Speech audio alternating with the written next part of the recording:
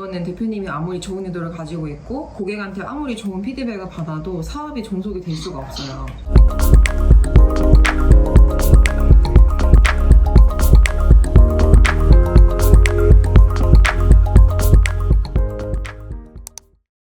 아무리 열심히 해도 매출이 정말 오르지 않는 대표님들이 진짜 많으실 거예요. 초보 사업자분들 코칭을 100건 넘게 진행해보니까 공통적으로 특징이 하나가 나오는데요. 바로 본인의 아이템에 너무 꽂혀가지고 시장 특성을 잘 보지 않고 들어가는 경우가 많다는 거예요. 제가 항상 큰 회사 대표님들과 이야기를 나누면서 공감을 하는 이야기가 사업을 하는 사람들의 눈에 반은 밖으로 가 있어야 된다라고 항상 말을 하거든요. 항상 나의 아이템을 둘러싼 외부 환경을 주시하고 있어야 된다는 뜻입니다. 내가 내 아이템 안에서 잘하는 것도 중요하지만 내가 아무리 내 아이템 안에서 내 고객을 상대로 잘해도 외부 환경이 바뀌는 걸 전혀 모르고 있다면 사업은 쉽게 어려워지거나 망해버립니다. 여기서 제가 말하는 외부 환경이라는 거는 코로나처럼 누구도 예상할 수 없는 큰 이벤트 말고요. 여러분이 하고 있는 그 아이템들을 팔고 있는 경쟁자들, 그리고 여러분의 아이템을 사줄 잠재 고객들, 그리고 앞으로 여러분의 아이템을 팔러 들어올 가능성이 있는 잠재적인 경쟁자들을 말합니다.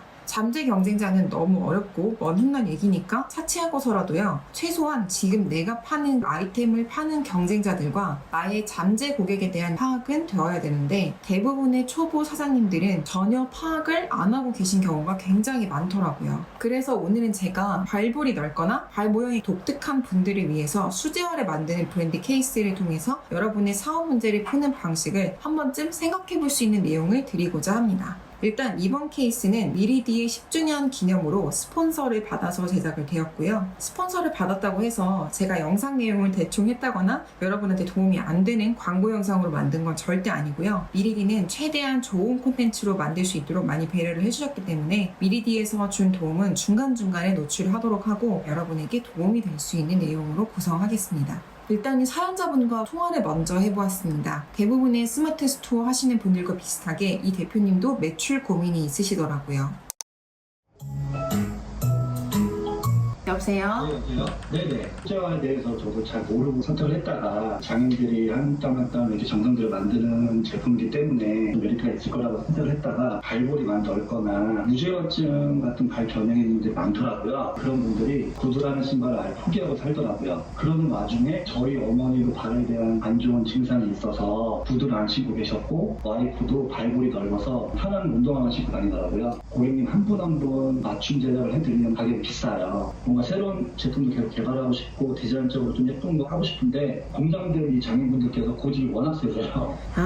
네. 일단은 제가 그냥 느껴지는 걱정은 시장 자체가 작은데 비해서 들어가는 프로세스나 노력이 너무 크면 이거는 대표님이 아무리 좋은 의도를 가지고 있고 고객한테 아무리 좋은 피드백을 받아도 사업이 종속이 될 수가 없어요. 수제화가 필요한 사람들 중에 이 정도 가격대를 지불하고서라도 정말 구두의 수요가 어느 정도 되는가? 그 사람들만 쏙쏙 골라서 마케팅을 하고 타겟팅을 하고 판매를 할 수 있을 만큼 내가 뭔가 그 사람들이 모여있는 곳을 안다거나 이런 것들이 저는 계속 다 물음표거든요. 네. 이 시장 크기와 타겟의 모수 크기에 대한 검증이 아예 안 됐어요. 그래서 이거를 예쁘게 뽑고 투자를 하고 시간을 넣는다고 한들 매출이 정말 열심히 했을 때 2배가 될 수 있을까? 2배가 됐을 때 이익도 2배로 늘어날 수 있을까? 내가 정말 이것을 오래 할 만큼 내 구조가 나올 수 있을까? 대표님들 만나보면 최초에 본인이 생각했던 그 아이디어를 버리는 게 굉장히 어렵거든요. 네네네. 근데 이제 그거를 버리지 않으면 엄청 잘해도 안 크는 경우가 되게 많아요. 처음에 사업을 처음 할 때에는 내가 생각했던 포인트가 전혀 시장에서 안 먹힐 확률이 훨씬 높은데 그거를 버려야지 성장할 수 있는데 2, 3년 뒤에 버린다, 5년 뒤에 버린다 이러면 그 시간은 아무 의미 없이 보내는 채로 흘러가거든요. 노력만 하고 힘만 쓰고. 그러니까 다른 사람들이 원하는 것을 제공한다가 이제 기본이라서 일단은 제품을 그런 분들이 원하는 형태로 제공하는 것은 맞으나 그 방식이 꼭 수제화여야 하는가 또는 그 방식이 꼭 오더 베이스여야 하는가 그런 발이 모양이 특이한 분들을 돕기 위해서 이 사업을 했다고 하면 대표님이 이 중간에 이 사업을 포기해버리면 그분들도 슬플 거 아니에요. 네. 그러니까 지속 가능하면서 대표님 돈을 버는 구조가 되어야 결국 계속 그분들을 도울 수 있으니까 네. 냉정하게 생각했을 때 목적은 달성을 하되 방식은 바뀌어도 된다. 네. 그게 꼭 수제화라는 키워드가 아니어도 된다 라고 한다면 풀 수는 있을 것 같아요. 통화를 하고 제가 바로 파악한 문제점은 두 가지였어요. 하나는 잠재 고객, 즉 발볼이 넓거나 발이 특이한 사람들을 찾아서 내 제품을 제발 좀 봐달라고 하기가 쉽지가 않다. 한 번 보면 살 텐데 도대체 그 보여주는 작업을 하는 게 너무 어렵다. 그런 사람들은 100명 중에 1명, 아니 1000명 중에 1명일 꼴일 수도 있는데 이 사람을 찾는 작업이 너무 어렵다는 거죠. 그런데 찾기만 하면 이 사람은 평생 고객이 될 확률이 높겠죠. 즉 LTV가 높은 고객이 될 수 있어요. LTV라는 것은 Lifetime Value, 한 고객이 평생 동안 내 비즈니스에 쓸 돈을 의미합니다. 두 번째는 제작 방식인데 성수동에 수제화 장인한테 의존을 하다 보니까 장인이 갑이 되고 발주를 넣는 대표님이 되려 을이 되는 방식이 된 거죠. 아니 보통 돈을 내는 쪽이 갑인데 이 경우는 수제화 장인이 갑이 돼버리는 바람에 디자인 같은 것을 고객이 원하는 대로 마음대로 만들 수가 없게 되는 경우가 많은 거죠. 발볼이 넓고 발이 특이한 분들도 예쁜 구두를 신고 싶은 니즈가 분명히 있는데 디자인을 장인 쪽에서 이건 안 돼, 이건 돼 이렇게 제한을 걸어버리면 고객들의 니즈도 제대로 충족을 시켜줄 수가 없는 거죠. 그래서 제가 생각한 해결 방법은 이것입니다. 네, 오늘은 미팅도 있고 촬영도 있어가지고 좀 일정이 길 것 같아요.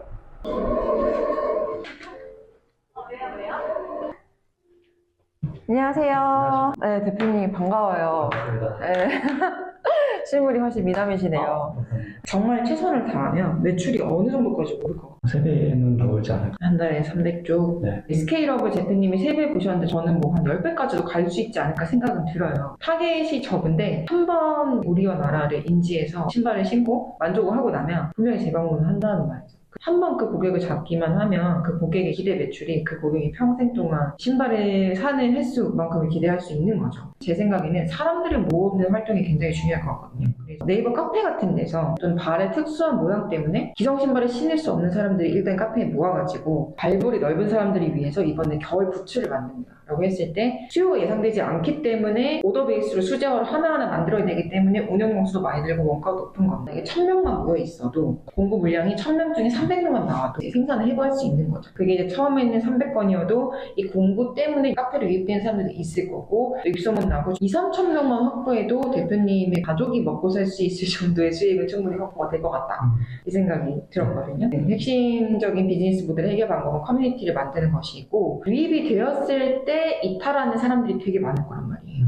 하루에 혹시 샵에 몇 명이 들어오고 몇 명이 결제? 200명 정도. 결제가 그러면 3건 정도? 네. 전율이 1.5%인 거죠. 낮은 전환율이긴 해요. 어디에서 197명이 이탈하는 걸까요? 디자인 부분에서 마음이 좀 안 드는 거 하는 것 같고 네. 이 부분에 있어서 저도 그래서 공장이랑 좀 얘기를 해봤는데 네. 아무래도 수제화 공장들이 제가 원하는 뭐 디자인이나 뭐 네. 조금 보완 사항도 네. 잘 안 들어주려고 하더라고요. 그럴 수 네네. 있죠. 그냥 구매 의도가 없이 호기심으로 유입됐다 하나 있고 두 번째가 이제 디자인이 살려고 해도 디자인이 별로다. 네. 첫 번째는 구매 의도가 없어도 만약에 상세 페이지에서 기깔나게 설득을 하면 구매가 되거든요. 그래서 이거는 이제 상세 페이지를 보완을 해서 해결할 수 있을 것 같고 두 번째는 역시 소비자의 목소리를 반영하기에는 대량으로 해야지 제조 쪽에서도 그 목소리를 들어주니까 네.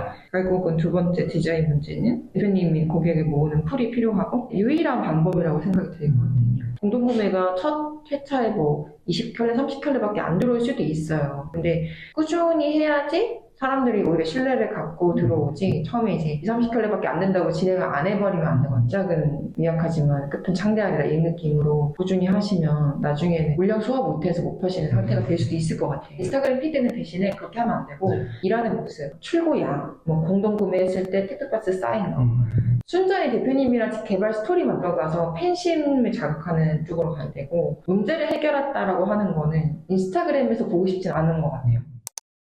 첫째, 카페를 개설을 해서 찾기 어려운 잠재 고객을 가두리 안에 모아라. 카페가 마치 가두리 양식장처럼 기능을 하는 거죠. 고객을 찾기 어려운 데 비해서 LTV는 높기 때문에 이런 고객은 반드시 단골 고객으로 둬야 됩니다. 그런데 요즘에는 온라인 거래가 많아지니까 단골 고객이라는 개념 자체가 없죠. 그래서 커뮤니티로 풀어야 됩니다. 즉 카페나 밴드 같은 형태에다가 이 고객들을 모아두어야 하는 거죠. 그래서 같은 고객한테 반복해서 제품을 판매해서 LTV를 높여나가야 됩니다. 또한 카페에 비슷한 고객이 모여있으면 공동구매 형식으로 100개 이상의 대량 생산을 꾀해볼 수 있겠죠. 그렇게 되면 수제화 장인에 대한 디자인 의존도가 사라지니까 디자인도 다양하게 고객이 원하는 대로 낼 수가 있게 되는 거죠. 그러면 이것이 이 대표님의 강점이 되겠죠. 두 번째는 카페를 만드는데 시간이 걸리니까 일단 카페는 영상에서 따로 다루지 않기로 하고, 그러면 당장 매출의 효과를 볼 수 있는 방법은 뭐냐? 바로 이미지와 상세 페이지, 포장재들을 트렌디하게 손해보는 것입니다. 원래 좀 세련된 형태였으면 사실 제가 해드릴 게 카페를 해라 이 얘기밖에 없었을 텐데, 다행히도 약간 10년 전 감성이어가지고 고칠 게 많았어요. 돈을 많이 쓰면서도 판매가 잘 안 되는 방향의 사진을 쓰고 계셔서 싸고 빠르고 잘 팔리는 사진 찍는 법을 알려드리기로 했습니다. 여기서 미리디가 무상으로 도움을 주셨는데요. 상세 페이지도 다시 좀 팔릴 수 있게 제작을 해주시고, 로고도 새롭게 제작을 해주시고, 포장재도 좀 통일감 있게 도와주신다고 합니다. 감성. 그러니까 돈이 제작이겠죠? 신기해. 이거 뭐지? 대표님. 안 돼. 안 돼. 여기서 컨트리 감성 나오다가 갑자기 여기서 왜 힙스터. 전 솔직히 가격적인 측면에서 굳이 할 필요가 있을까? 그냥 여기다가 바로 소장을 붙이는 게 나을 것 같아요. 그냥 반품 환불률이 매우 낮잖아요. 근데 이 원래 신발 박스 바깥에 이걸 하는 이유는, 이게 나이키나 아디다스인 경우에 반품을 했을 경우에 이 박스를 보호해서 그대로 다른 공간에 팔아야 되기 때문인데, 대표님이 이 박스가 아디다스 요구가 많기도 하고, 그러니까 대표님이 산 거잖아요. 네. 두 개의 박스를 굳이 사서 그냥 박스 자체를 신경을 쓰면 될 것 같거든요. 근데 제가 최근에 본 게 반려동물 브랜드였는데, 이제 여기에 송장 붙이는 곳이라고 이제 박스 예시를 해놨더라고요. 그거 자체에서 뭔가 이 회사의 규모가 보였어요. 저는 반응은 박스 하나지만 아주 신경을 썼구나. 저는 박스 하나로 가되 제대로 된 박스 하나를 보내는 게 워시 브랜딩이 좋다. 네, 이게 우리와 나라의 상세 페이지 현재 상태인데, 전문가를 섭외해서 비싼 돈을 들여가지고 촬영을 했으나 사진이 주는 느낌이 확실히 좀 올드하죠. 고객 입장에서 이 신발을 내가 이 돈을 주고 사야 되는 결정적인 끌리는 요소가 안 보이고요. 이 끌리는 요소라는 거는 사진의 무드와 분위기에서 좀 흘러나와야 되는데, 사진 촬영이 전반적으로 잘못됐다는 느낌이 들어요. 제가 보기에는 대표님이 노력을 안 하신 게 아니라 좀 잘 모르시는 분야이고, 잘 팔리는 사진에 대해서 감이 없어서 그런 것으로 해석이 되었어요. 촬영장에 왔습니다. 대표님의 촬영을 도우러 가볼까요? 진짜 많다. 이거 얘 베이지색.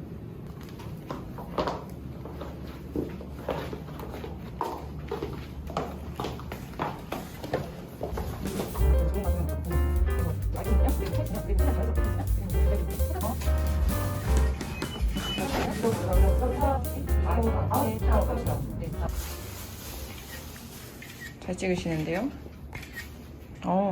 대표님 각도를 핸드폰을 이렇게 했다가도 이렇게 했다가도 해보세요. 신발이랑 다리까지 잘 나오게. 그쵸?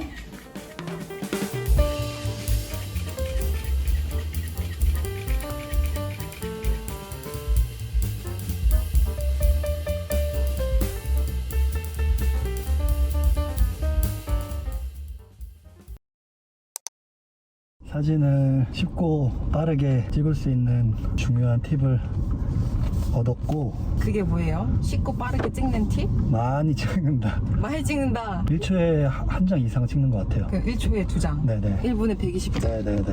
오늘 총 몇 켤레였어요? 50켤레 정도 돼요. 근데 우리 12시 반쯤 시작해서 지금 1시간 만에 나왔죠? 1시간도 채 안 걸린 것 같아요. 짐 다 싸고 나와서 1시간 만에 찍었어요. 네. 그래서 우리 스튜디오 예약 시간이 3시간이었나? 3시까지, 네, 3시까지였는데. 3시까지였는데 지금 1시 반에 집에 가고 있어.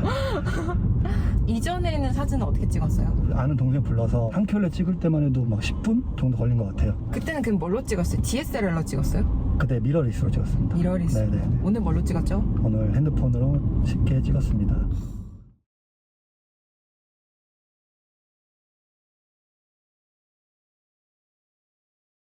그러한 이러한 발이 특이한 사람들의 검색어 수요가 얼마나 있는지 파악해야 되는데 네. 발볼 넓은 사람 수제화, 발볼 넓은 사람 구두 뭐 이렇게 네. 그 사람들의 입장에서 검색할 만한 거 있잖아요. 네. 그거를 키워드를 다 검색해서 그 검색량을 추출을 하고 그게 이제 대표님이 검색 광고로만 올라갈 수 있는 최대치거든요. 쇼핑 수요보다 훨씬 많을 것 같거든요. 네. 예전에 구두를 신는 거 포기해서 검색 자체를 안 할 사람도 되게 많을 것 같아요. 네. 그러면 그 사람들한테 찾아가서 이제 여러분이 신을 수 있는 구두가 있습니다 라는 거 보여줘야 되니까 그 사람들이 모여있을 만한 곳은 다 가가지고 일단 노출을 하고 네. 1000명 모으기 되게 힘들거든요. 근데 지금 상태에서는 새로운 제품을 늘리는 것보다는 네. 그냥 이런 것도 있다라는 것을 최대한 그런 사람한테 노출을 하고 그러고 나서 사람들이 어느 정도 보이고 나면 그 사람들 공동구매 형태로 제조를 하는 게 나을 것 같아요. 네. 근데 보통 다들 좀 손님을 모은다는 게 가장 중요한 건데 그게 가장 인내심을 요하고 힘드니까 그걸 안 하고 자꾸 제품을 늘리는데 그냥 고객을 모으려고 노력하는 게 제일 중요하고 돈이 제일 잘 벌려요.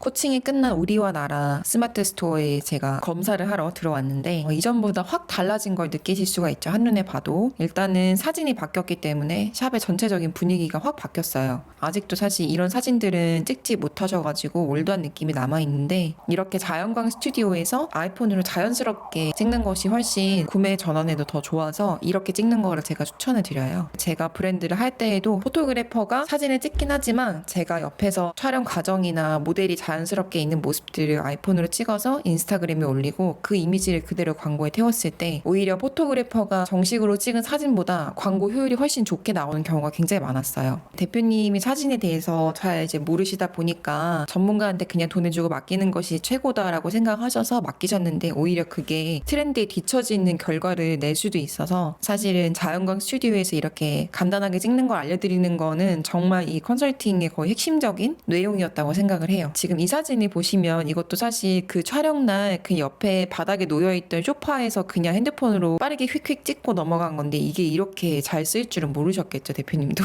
네. 여러분이 나중에 상세 페이지 찍으실 때에도 내가 사진을 잘 모르겠다라고 하시면 크몽에서 이분 같은 경우는 시간당 5만원이나 6만원이었나 하는 모델을 2시간 정도 섭외를 해서 이 자연광 스튜디오는 시간당 2만원 정도였던 것 같아요. 그러면은 모델 2시간, 스튜디오 렌탈 2시간 이렇게 하면은 스튜디오 4만원, 모델 12만원, 총 16만원에 이렇게 훌륭한 사진을 여러 개를 찍을 수 있는 거죠. 이거는 이제 대표님이 이제 워낙 좀 잘 못하시겠다라고 해서 이제 유료로 맡기신 케이스인데 사실 이런 템플릿이 다 미리 캔버스에 존재해서 미리 캔버스에서 직접 이렇게 다 만드실 수 있으니까 정말 최저 예산으로 상세 페이지를 훌륭하게 만드실 수 있습니다. 여보세요? 네. 잘 되고 있어요? 대표님이 상세 페이지랑 썸네일 변경하는 거 알려주셔서 비즈하우스에서 상세 페이지 수정해서 유입 대비 전환율도 조금 올라갔나요? 네, 한 달 평균 한 100건 정도는 120건, 130건 나오고 있습니다. 비즈하우스 서비스 써보니까 어떤 거 같으세요? 확실히 이제 제가 디자인적으로는 잘 몰라서 그쪽에서 만들어 주시니까 활용할 수 있는 부분이 많이 생겼고 또 이제 그 부분을 미리 캠퍼스에서 제가 나중에라도 수정하거나 이렇게 활용할 수 있더라고요. 이제 진행해 나가면서 쉽게 할 수 있을 것 같아요. 네, 좋습니다.